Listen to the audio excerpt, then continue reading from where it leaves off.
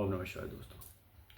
दोस्तों अभी गणेश उत्सव चल रहा है और इस गणेश उत्सव में मेरी हर दिन कोशिश है कि आपको एक बहुत ही हर दिन एक गुढ़ स्वरूप के बारे में बताऊं, जिसके बारे में आमतौर पे वो स्वरूप प्रचलित नहीं है, जिसके बारे में बहुत कम लोग को पता है और उसकी विशेषता क्या है, वो स्वरूप क्यों अनिवार्य है, उसकी साधना क्यों करनी चाहिए, इसके बारे में मैं आप लोगों को अलग अलग हर दिन मैं बता रहा हूँ, अलग अलग स्वरूप के बारे में।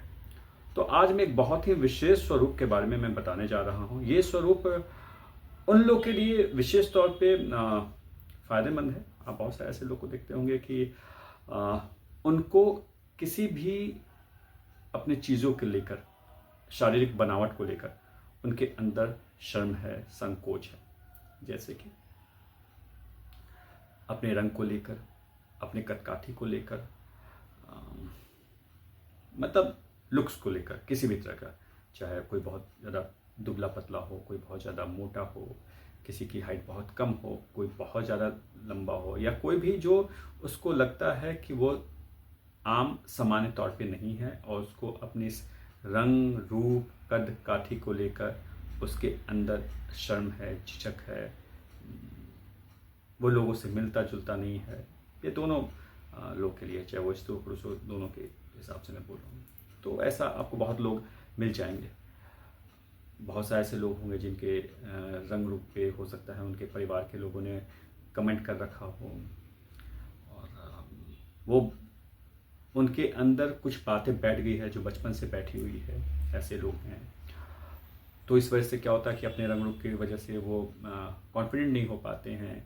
कहीं पार्टी में जाना हो, कहीं ऐसे जाना हो, या शादी ब्याह का कोई उत्सव हो, वहाँ पे जाने से वो झिझकते हैं, लोगों से मिलने से झिझकते हैं, लोगों के बीच मिलते नहीं हैं। वो अलग ही अलग अपनी दुनिया बना कर रखे रहते हैं।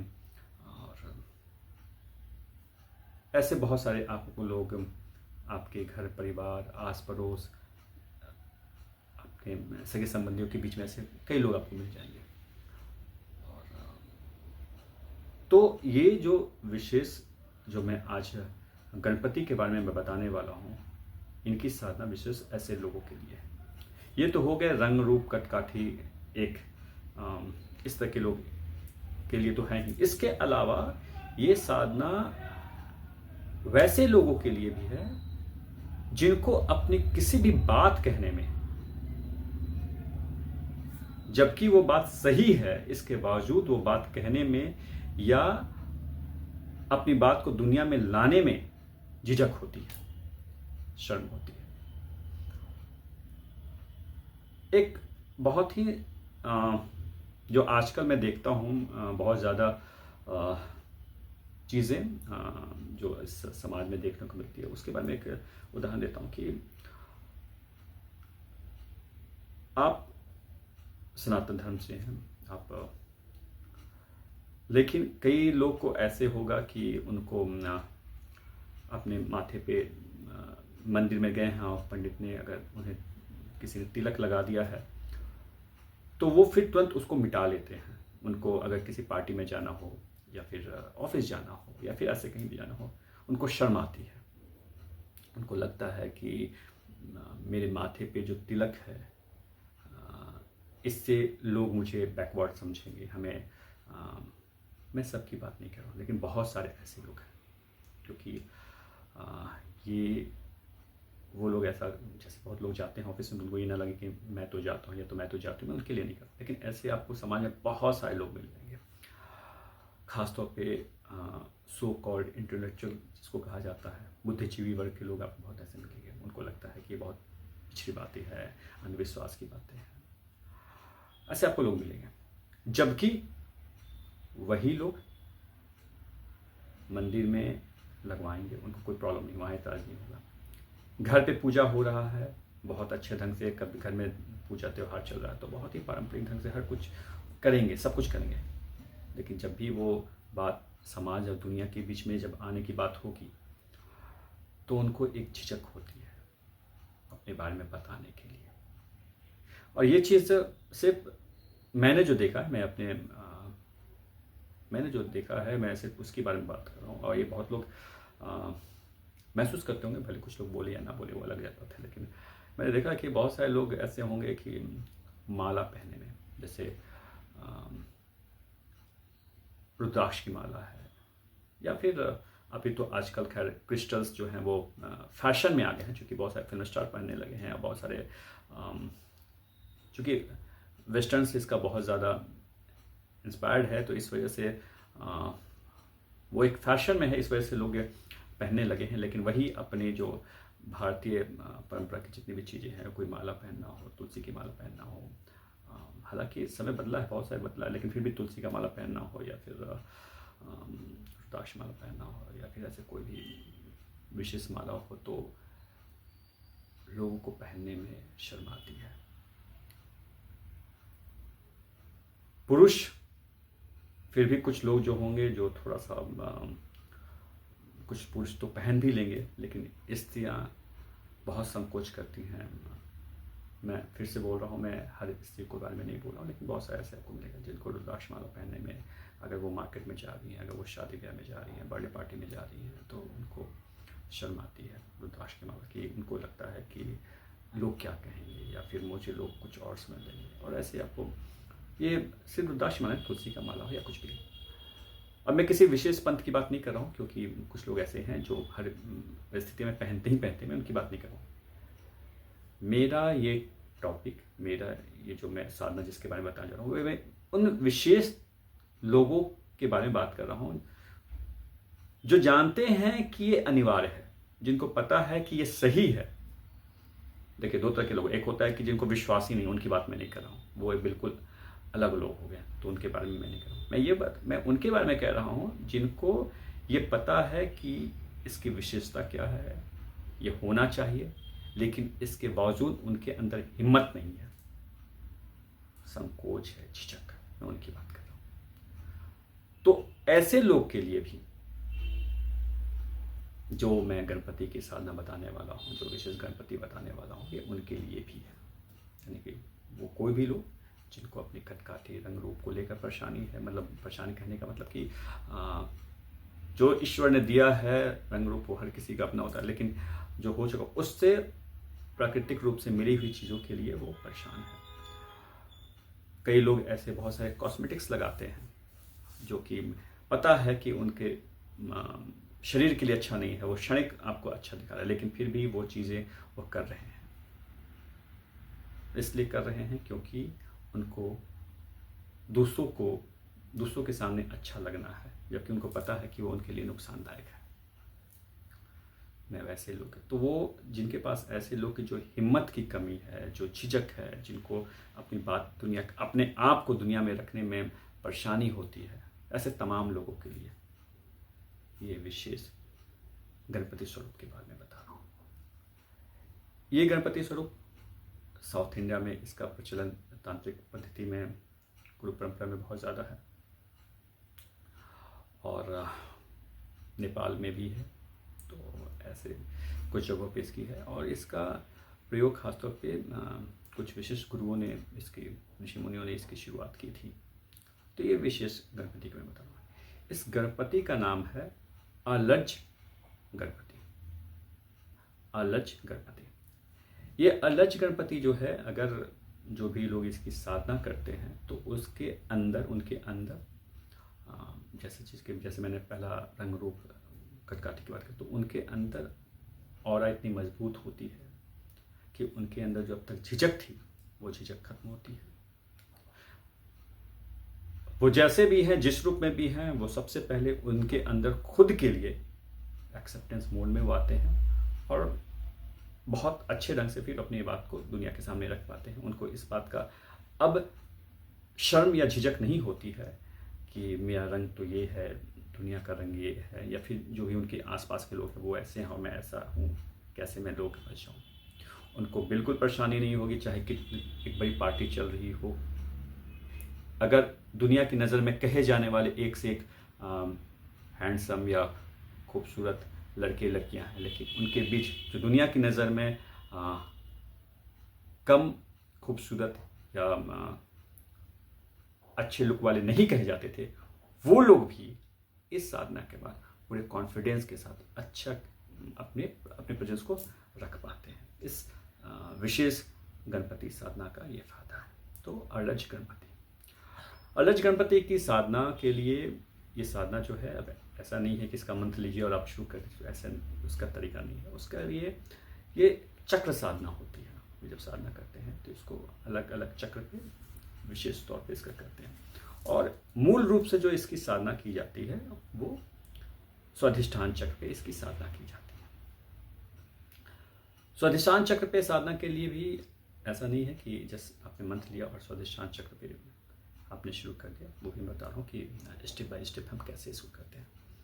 जैसे मैंने आपको पहले भी कुछ वीडियो में बता चुका हूँ कि हमारे शरीर में ये जो 7 चक्र बताए गए हैं, ये सिर्फ और सिर्फ एक गेटवे है। उन चक्र के अंदर, उन 7 चक्र के अंदर बहुत सारे अलग अलग गणपति चक्र हैं जो विशेष ऊर्जा केंद्र है। और जब तक आप उसे संतुलित नहीं करेंगे, जब तक आप उसके माध्यम से नहीं जाएंगे, तो सिर्फ इस गेटवे की साधना करने से आपको पूर्ण सफलता नहीं मिलेगी। मैं ये नहीं कहूँगा कि नहीं, एकदम नहीं मिलेगी, बहुत तो थोड़ा बहुत मिल गई, लेकिन जितनी मेहनत आप करते हैं, जितनी होनी चाहिए, वो पूर्ण सफलता नहीं मिलती। तो ये चीज़ आप जान लो, क्योंकि जिन लोगों को अगर थोड़ा बहुत सफलता मिलती है, उनके और दूसरे कई कारण होंगे, क्योंकि एक आदमी के जीवन में सफलता मिलने के और भी बहुत सारे कारण होते हैं और उसका कारण कुछ और बता दिया जाता है। तो ये समझाने के लिए बोला कि चक्र संबंधित अगर बात की जाए तो विशुद्ध रूप से 100% मैं दावे से कह रहा हूँ कि सिर्फ वो जो गेटवे की आप साधना करेंगे तो नहीं होता। खैर, ये मैं पहले भी बोल चुका हूँ, तो हम आगे बढ़ते हैं। तो जब हम अलज गणपति की साधना करते हैं तो स्वाधिष्ठान चक्र पे करते हैं। और लेकिन स्वाधिष्ठान चक्र, अब उसमें भी क्या है कि अलग अलग परिस्थितियों के अनुसार मैं समझा रहा हूँ कि कब कैसे किस परिस्थिति में कब सिर्फ स्वाधिष्ठान चक्र पे करेंगे, स्वाधिष्ठान चक्र पे कैसे करेंगे, और फिर उसके बाद दूसरे उन जो स्वाधिष्ठान चक्र से जुड़े हुए जो और गणपति चक्र हैं उस पर हम कैसे करेंगे, इसको मैं थोड़ा सा विस्तार से मैं समझा रहा हूँ। सबसे पहले जब स्वाधिष्ठान चक्र पे करेंगे तो आपको मैं पहले ही बताया था, अपने स्वाधिष्ठान चक्र को कैसे संतुलित करें, उसके पार्ट 1 में मैंने बताया था कि वहाँ पे एक विशेष गणपति होते हैं स्वाधिष्ठान चक्र पे, जिसको कहते हैं मोदक प्रिय गणपति। मोदक प्रिय गणपति जो होते हैं वो आनंद के लिए, जीवन में आनंद आए इसके लिए ये स्वरूप है जिसकी वहाँ पे साधना की जाती है, जो बहुत अनिवार्य है। अगर स्वाधिष्ठान चक्र को आपको बैलेंस करना तो ये बहुत जरूरी है। लेकिन सिर्फ मोदक प्रिय गणपति नहीं है, ये तो मैं सिर्फ बता रहा हूँ कि जिनके जिनमें आनंद की कमी है, इन सब चीज़ के लिए वहाँ पे और भी दूसरे स्वरूप है जिनकी साधना अलग अलग उद्देश्य के लिए की जाती है, जो स्वाधिष्ठान चक्र के लिए विशेष है। लेकिन अभी हम जो टॉपिक में बात कर रहे हैं, जो अलज गणपति के बारे में बात कर रहे हैं, तो उसके माध्यम से मैं यहाँ पे बताने की कोशिश कर रहा हूँ क्या बताना चाहूँ। तो स्वाधिष्ठान चक्र पे आप सबसे पहले अलज गणपति के पहले आप सबसे पहले स्वाधिष्ठान चक्र का जो बीज मंत्र है वो आपने किया, ये जस्ट आपकी शुरुआत हुई। उसके बाद आप आते हैं मोदक प्रिय गणपति। मोदक प्रिय गणपति की जो विशेष मंत्र है उससे आप साधना करते हैं वहाँ पे। उसके बाद जब मोदक प्रिय गणपति की जब साधना आप करते हैं, जब बीज मंत्र से उसका जब आप साधना करते हैं कुछ दिन, उसके बाद आप अलज गणपति की साधना करते हैं, उनका भी एक विशेष मंत्र है, इससे करते हैं। ये हो गई उस स्थिति में अगर किसी को सिर्फ झिझक है कि वो लोगों से मिलता नहीं, कहीं जाता नहीं है या जाती नहीं है, या अपनी बात कहने में उसको, तो उस कंडीशन में। लेकिन अगर ये कंडीशन ऐसी हो गई है कि कोई उसको सजेस्ट भी करता है कोई चीज़ के लिए, किसी ने बताया कि तुम ऐसा करोगे या ऐसे करोगे तो ये चीज़ें हो जाएंगी, सजेशन कोई भी आया है, लेकिन उसके अंदर ये बात बैठ गई है कि कुछ भी कर लो, कुछ नहीं होने वाला है, तब ऐसे समय में सिर्फ आपको स्वाधिष्ठान चक्र का या फिर वहाँ पे आपको सिर्फ इसको करने से, इसकी साधना करने से आपको फायदा नहीं हुआ। तब आपको स्वाधिष्ठान चक्र से जो जुड़ा हुआ यहाँ पे जो विशेष अब गणपति चक्र जो बता रहा, यहाँ अब इस गणपति चक्र का रोल आता है, तो आपको होगा। तो ये जो आपको मैंने चीज़ बताई, परिस्थिति बताई कि कोई कितना भी सजेस्ट कर रहा है लेकिन उसको फ़ायदा नहीं हो रहा है, वो अपने पे काम नहीं कर रहा है, तो ऐसे में आप सिर्फ यहाँ पे स्वाधिष्ठान चक्र पे करेंगे तो आपको फायदा नहीं होगा। अब उसको यहाँ पे जो विशेष गणपति चक्र, जो पहला विशेष गणपति चक्र की बात कर रहा हूँ, वो है आपको उसकी साधना आपको करनी ही करनी होगी। तो वो जो विशेष गणपति चक्र है उसको कहते हैं सिंह गणपति चक्र। सिंह गणपति चक्र। तो जब आप सिंह गणपति चक्र की साधना करेंगे, यानी कि कैसे, आपका क्रम क्या होगा, सबसे पहले आपने किया स्वाधिष्ठान चक्र, आपने शुरुआत किया वम से, आपने शुरुआत किया, ये आपका नॉक हुआ, वो चक्र आपने नॉक किया। उसके बाद आप आते हैं, आपने मोदक प्रिय गणपति की आपने यहाँ पे साधना की, ये दूसरा हुआ, दूसरा इंटर किया। अगर आपका पहला सिर्फ झिझक वाली बात थी तो ये कर लेने से आपकी चीज़ें हो गई। लेकिन जो मैं बताया कि फिर भी उसको फ़ायदा नहीं हो रहा है और वो उसको कितनी भी चीज़ें बताई जा रही है वो नहीं कर रहा है या कर रही है, तो फिर यहाँ पे उसको सिंह गणपति चक्र का विशेष उसका बीज मंत्र होता है। तो वहाँ सिंह गणपति चक्र को यहाँ पे उसको बैलेंस करना पड़ेगा, यानी कि उसकी साधना करनी पड़ेगी। यहाँ ये हो गया तीसरा क्रम। उसके बाद वो कर लेने का वहाँ पे विशेष तौर पे सिंह गणपति का वास है। ये जितने भी जो ये चक्र जो है, जो गणपति चक्र है, वो चूंकि उस गणपति का वास है, एक विशेष गणपति का, इस वजह से उस चक्र का नाम ऐसा है और उसकी ऊर्जा उस तरह की है। तो यहाँ पे फिर सिंह गणपति की हम फिर साधना करते हैं। सिंह गणपति का बीज मंत्र है जो सिंह गणपति चक्र के लिए है, उस विशेष मंत्र से यहाँ पे हम उसको साधना करते हैं। तो यहाँ पे फिर आपका वो चीज हो जाएगी। अब ऐसी परिस्थिति है, मान लीजिए कि वो उसको जितने भी तरीके बताए गए वो कर रहा है, कर रही है, सब कुछ है, लेकिन इसके बावजूद देखिए कोई भी जब प्रॉब्लम होती है तो उसके पहले भी बता चुका हूँ, फिर से बोलना पड़ रहा है कि हमको उसके रूट कॉज में जाना पड़ता है। अगर ये हीन भावना इसलिए नहीं है उसके अंदर कि उसका रंग रूप या कद काठी कुछ छोटा बड़ा मोटा पतला कैसे भी है, उसकी वजह से नहीं, उसको ये हीन भावना इसलिए है कि बचपन की कोई घटना, किसी ने उसको तिरस्कार किया, सोसाइटी ने या घर में किसी ने ऐसा बोल दिया, अब वो उसके दिमाग में बैठ गया है। वो जो बैठ गया है इस वजह से परेशान, ना कि उसको खुद को ऐसा कुछ देखने में लगता है। तो फिर यहां भी सिर्फ आपको यहाँ पे स्वाधिष्ठान चक्र, मोदक प्रिय, फिर आपको सिंह गणपति चक्र करने से सिर्फ नहीं होगा। अब फिर दूसरा गणपति चक्र का यहाँ पे अब जरूरत पड़ेगी। अब ये गणपति चक्र है वो है दुर्गणपति चक्र। मैं यही बात पहले भी बताने की कोशिश किया था कि सिर्फ आपको रूट कॉज समझकर सिर्फ एक गेटवे की बात मैंने कैसे की थी कि सिर्फ आप स्वाधिष्ठान चक्र को यहाँ पे, अब नॉर्मली क्या होता है कि आप आए, आपको बस इतना पता, आप स्वाधिष्ठान चक्र कर लिया, लेकिन इसके अंदर जो विशेष कारण के लिए, ये वैसे ही वाली बात है कि हम 7 चक्र की जब बात करते हैं तो विशेष प्रयोजन के लिए मूलाधार होता है, स्वाधिष्ठान होता है, फिर से आप जब आगे बढ़ मणिपुर, अनाहत, जो भी है सब आगे जब बढ़ते हैं विशुद्धि, तो कब बढ़ते हैं, किसी खास प्रयोजन के लिए। सेम चीज है कि जब आप किसी भी चक्र को कर रहे हैं तो उसमें किस प्रयोजन के लिए कर रहे हैं, रीजन क्या है, तो इस वजह से उस विशेष गणपति चक्र को भी आपको साधना करनी पड़ती है। कुल मिलाकर बात है। तो अगर वो विशेष स्त्री या पुरुष, लड़के लड़की कोई भी, अगर वो किसी अपने पुराने घटना के कारण वजह से अगर उसके अंदर गिल्ट है, उसके अंदर झिझक है, तो आप उसको ऊपर कितना भी कोई आप उसको तरीका बताते जाओगे वो नहीं सुनने वाला, वो देखने के लिए करने के लिए लगेगा कि कर रहा है, लेकिन अंदर कुछ और बैठा हुआ है। तो यहाँ पे उसको दुर्गणपति चक्र की साधना करनी पड़ती है। और फिर दुर्गणपति चक्र की साधना सबसे पहले उसका बीज मंत्र से, और उसके बाद फिर आपको दुर्गणपति का जो विशेष मंत्र है उससे। तो ऐसे करने के बाद आप देखेंगे कि उसमें अंतर आ जाएगा। और सेम स्थिति कथकाती के अलावा जो मैंने बताया है कि अगर जो अपनी बात नहीं कह पाते, अपने धर्म परंपरा, अपने परिवार के बारे में बोलने में झिझक होती है, शर्म आती है, बहुत सारे ऐसे लोग होंगे कि जिनकी घरेलू स्थितियाँ, परिस्थितियाँ, भाषा में दुनिया की नज़र में बहुत सारी कमियां होंगी, लेकिन उसको झिझक होता है। जैसे कुछ विशेष लोगों को अपने शहर के बारे में, अपने राज्य के बारे में, अपनी भाषा के बारे में झिझक होती है। तो ऐसे जो भी चीज़ें हैं, अगर आपको पता है कि ये चीज़ें मेरी अच्छी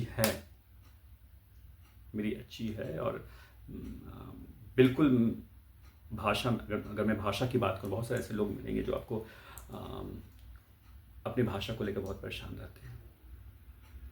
अगर उनमें कुछ कमियां हैं तो उसके पीछे क्योंकि भाषा क्या होता है, कम्युनिकेशन का सिर्फ आपको एक वे है, तो वो मूलभूत बातें ना करके वो सिर्फ उस किसी चीज़ में वो अटके हुए हैं।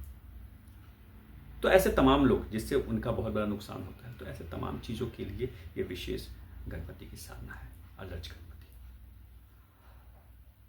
अगर इस गणपति की साधना को कैसे करते हैं, या फिर जितनी बातें मैंने आपको विस्तार से बताई, फिर भी अगर कोई चीज़ नहीं समझ में आई है तो आप मुझे DM कीजिए, मुझे व्हाट्सएप कीजिए, मैं आपको इसके बारे में और भी विस्तार से बताऊँ।